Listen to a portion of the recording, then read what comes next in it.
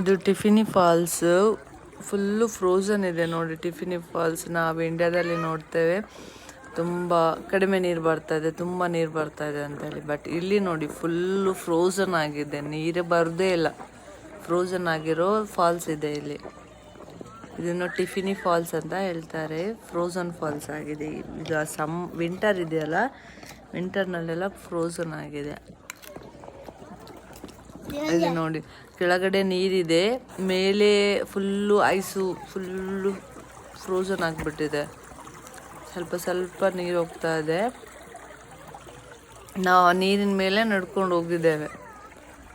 ಈಗ ವಿಂಟರ್ನಲ್ಲೆಲ್ಲ ಕೂಡ ಇಲ್ಲಿ ರಿವರ್, ಲೇಕ್ ಎಲ್ಲ ಸ್ವಲ್ಪ ಫ್ರೋಝನ್, ಇದೇ ಥರ ಫ್ರೋಝನ್ ಇರುತ್ತೆ ಇಲ್ಲಿ.